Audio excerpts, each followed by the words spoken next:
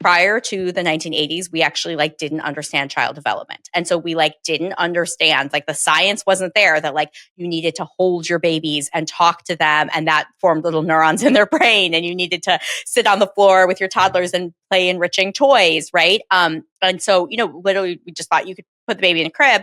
And we see that reflected in like the childcare standards at the time. And so this actually also connects back to why childcare costs are so out of control, is because in the 1980s, you could have 20 to 30 infants in a room, each of them in their own cribs, and you just assembly line give them each bottles, right?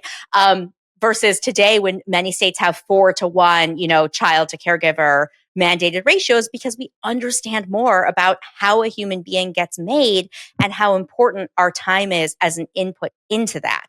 And so that science is coming out in the 1980s. And then what really accelerates it is Dr. Sears' book on attachment parenting in the very early 1990s. We see parenting time start to skyrocket. We see breastfeeding start to come back in. Moms a generation ago were not pumping when they returned to work. Every parent listening can picture that intensive bedtime routine where you are reading stories like, 8,000 books, or if you have older kids, you're processing the day's highs and lows, and like you're exhausted as a parent and you just want to go lay down and you're like, is this kid ever going to sleep?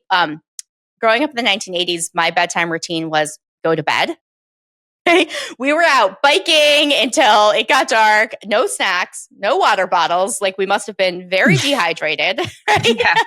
And yet you're here. Right? And yet, I'm a Wharton professor. It was fine. No, I think there's a piece of this that is like, it's this beautiful affirmative choice to give our kids something different and something that is really valuable. And it's tremendously costly in terms of our time. So what we need to do is like wrest back control from like the guilt and the expectations and separate out what is actually giving me a return, what's actually giving me a payoff in terms of it actually affecting utility and actually affecting my kids' future life and, healthy physical and socio-emotional development. And what is driven by almost like an arms race. There's some economists who write on this who call it the Rugrat Race, right? Where it's like, oh, our kids have to have 8,000 activities and they have to have like a CV when they apply to college, And therefore, what can we say no to? For me, the biggest cure for my mom guilt was seeing my relationship with my son blossom when I was getting my needs met. And that's the truth, is that our kids would so much rather have us be calm and connected and patient with them than have whatever the thing is, driving to a million activities, making those hand decorated birthday cupcakes or that homemade baby food that's making us insane. Mm-hmm. Amen. That relates to such a powerful message in your book about time being our most valuable asset and the thoughtfulness that we should put into the hours of the day and how we're spending them, because there are only so many of them. Could you speak a little to that, how you apply it in your own life? Yeah. So once you understand, utility, then you see that your time is your means of making utility directly. You spend it doing things that you like, and that adds up to this value over the course of your lifetime. And it puts into perspective the role that our careers play, because our careers are not actually really a source of utility themselves. Maybe we like them, right? But I often ask people, what would you do with your time if money was no object, if you were independently wealthy? And even people who like their jobs, they never say, I would spend 60 hours a week doing that, right? They might say like, sure, you might be like, I would spend like 5 hours a week doing podcasts. It's kind of fun, right? But there's so much else that we want to do. And so it puts into perspective, the role of our jobs is to turn our time into money so we can spend that money on things that we do value, right? That's how we make utility. But time is how we make utility directly.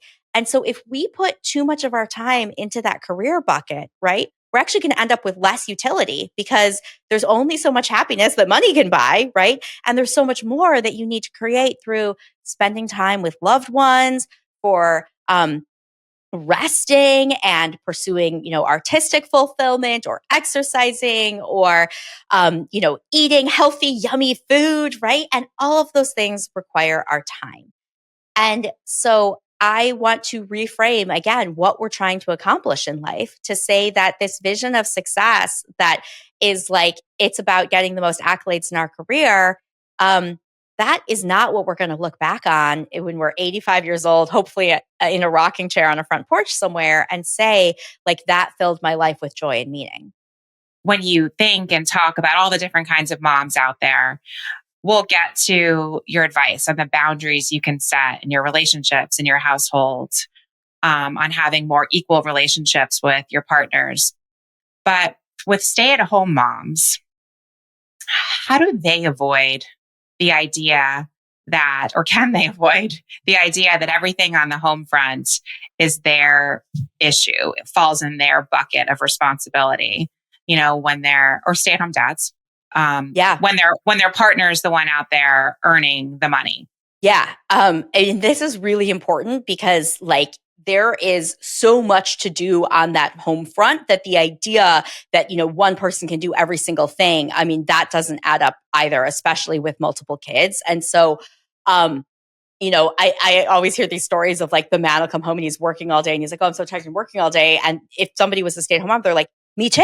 I was working all day, right? I was just working here, right? In this little child production factory that we run out of our homes. And that's also a full-time job. So I think a really good tip of how to look at this, because it could be one person's market work, one person stayed home. It could also just be one person makes more, their career is more demanding. I look at a quality of leisure in the household. So I tell people to look at, how much time do you get to go to the gym? How much time do you get to see your friends? How much time do you get for your artistic pursuits? Or whatever that is, whatever your hobby is, right? And if we are really treating those contributions in the household as this economic production that's tremendously valuable, that it is, then she should also be able to then say, and now it's my time to go to the gym by myself, right? So if both people aren't getting equal leisure time, that's the tell to me that you are stuck in this old trope that says because his career what he does with his time has a paycheck attached to it, that's more valuable. When you as a household have actually made the decision that it is really valuable for her, and it's often her, right, to be investing in child human capital and the functioning of the household and all of those things that make things run seamlessly so that he can go to work every day.